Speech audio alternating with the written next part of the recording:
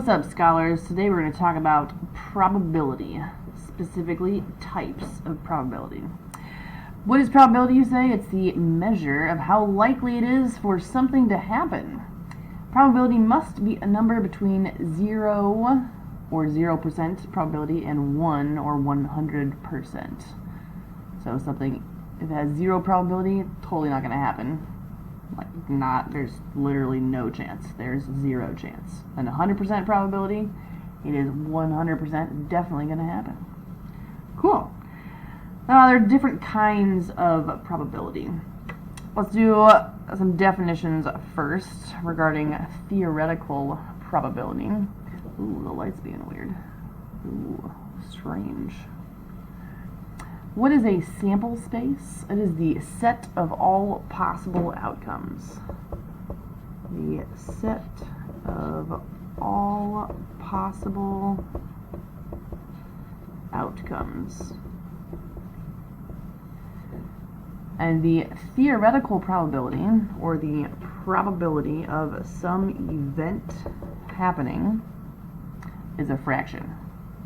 It is the number of ways something could happen, number of ways the event could happen, divided by the total possible outcomes. Total number of possible outcomes. Alright, so let's look at an example. Define the sample space and the event. What is the theoretical probability of the event? Getting a 5 on one roll of a standard dice. So our sample space is the set of all possible outcomes. Sample space. If we are rolling a die, we could roll a 1, a 2, a 3, a 4, a 5, or a 6. Okay, those are all of the numbers on a standard die. What is the theoretical probability of the event of rolling a 5? So the probability of rolling a 5 is how many ways can we roll a 5? Well, there's only one way. There's only one 5 on the die. So there's one way. Out of how many total possible outcomes could we have? How many total different numbers could we have? There's 6. So our probability of rolling a 5, is 1 out of 6. That's theoretical probability. Experimental probability is the probability created by gathering data from observations. The probability, that's with a B, probability created by gathering data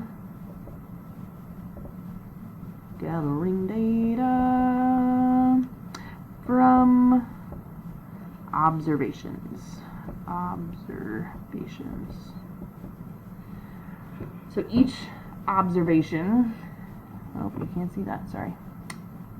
Probability created by gathering data from observations. Each observation is one trial. Okay. And the probability of that event occurring is the number of times the event occurs over the total number of trials. Number of times the event occurs over the total number of trials. Alright, so our example here. Of the 60 vehicles in a teacher's parking lot today, 15 of them are pickup trucks. What is a trial? What is an event? And what is the experimental probability that a vehicle in the lot is a pickup truck? Well, the trial is each observation. So our trial here is looking at one car, each observation of a car. So looking at one car. And our event, the thing we're interested in finding the probability about, is looking at a pickup. We find that car to be a pickup. The car is a pickup truck. Yes, I know that cars are not trucks, but stick with me here. So the probability of the event, or probability of seeing a pickup, is, what's the number of times the event occurs? Well, there's 15 pickup trucks in the parking lot, so 15. And the total number of trials, the total number of cars, is 60. So 15 over 60 can be reduced to 1 over 4. Or we could put that into a decimal and say 0.25. You got a 25% chance of seeing a pickup truck in the parking lot. Cool. Right, moving along.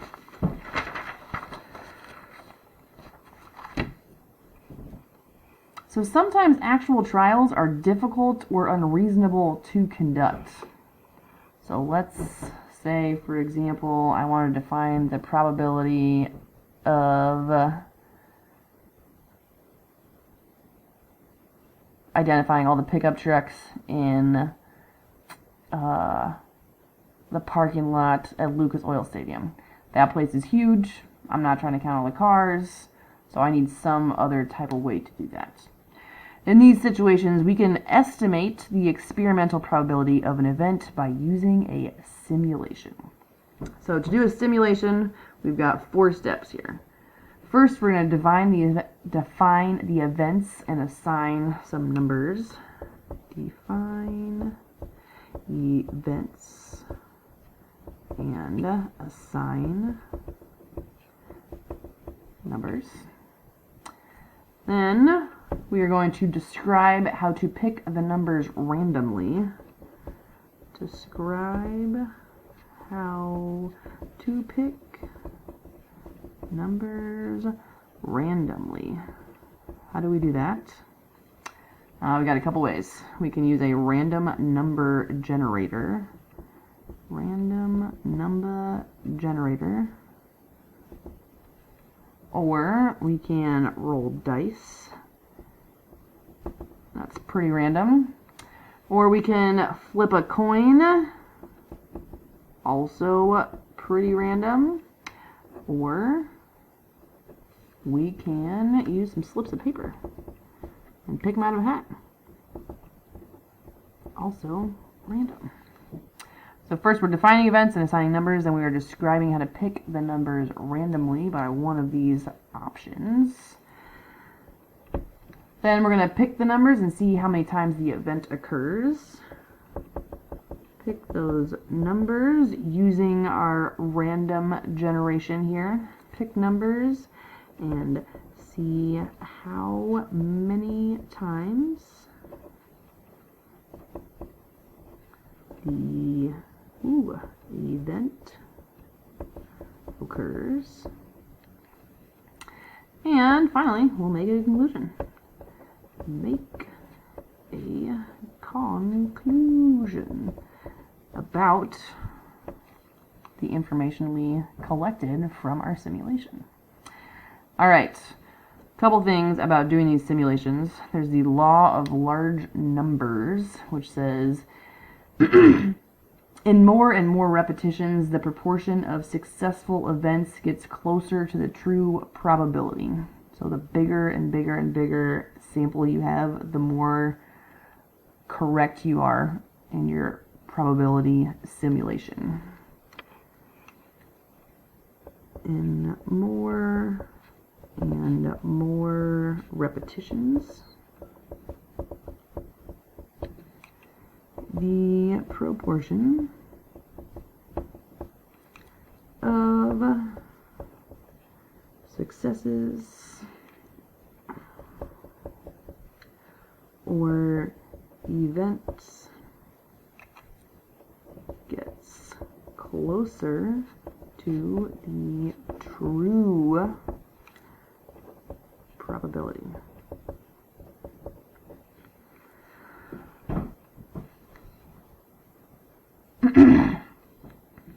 So if we go back to that idea of me counting all the pickup trucks in the parking lot, if I do a simulation more and more times, I will get a closer and closer value to that true probability. All right, also a note about interpreting the probability. If you trial many, many times, the way you interpret this probability, if you do this over and over and over again, about some percentage of the time that event will occur. That's what probability is telling us. If you trial many times about whatever that percent is that we find doing our simulation or looking at our actual probability, the event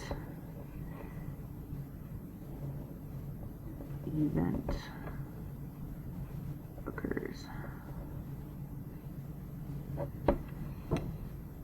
So, looking back up to our previous example about rolling a 5, we got a 1 out of 6 probability of that happening. So that was 1 out of 6, which is, I think it's 0.17% of the time we will roll a 5. That's what that says. All right, let's do an example. The New Jersey Transit claims that its 8 a.m. train from Princeton to New York has a probability of 0.9 of arriving on time. Assume for now this claim is true. Okay, so let's interpret what that 0.9 probability means in this setting. That means if we take the train, the 8 a.m. train, many, many, many, many times, 90% of the time the train will be on time. If we take the 8 a.m. train many times, the train will arrive, that's 2 R's, arrive on time 90% of the time. 90% of those trials, those many, many, many trials, the 8 a.m. train will arrive at 8 a.m. All right, question 2. The 8 a.m. train has arrived on time 5 days in a row. What is the probability that it will arrive on time tomorrow? It's the exact same probability. It's still 90%. Short term does not affect the probability of the next train. So it's still 90% or 0.9. Short term does not affect the probability. Probability that the next train will be on time.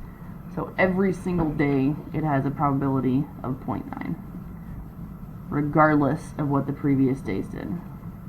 Okay? Okay. All right. This time, a businessman is taking the 8 a.m. train to work 20 days in a month. He's surprised when the train arrived in New York.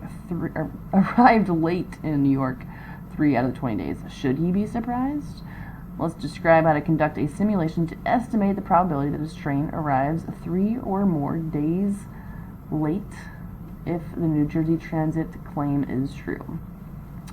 So, what did we say we needed to do first? We need to define the event and assign some numbers. So, let's say let the numbers 1 through 9 stand for being on time. Be on time. And 10, we're going to assign to be late. Now, why did we pick that? Because 90% of the time the train is on time. So the numbers 1 through 9 are going to represent being on time, and the number 10 is going to represent being late. Okay? Let's use a random number generator, or a 10-sided die would work, and select how many of those. Well, he's talking about 20 days in a month, so we want to select 20 numbers between 1 and 10. Use a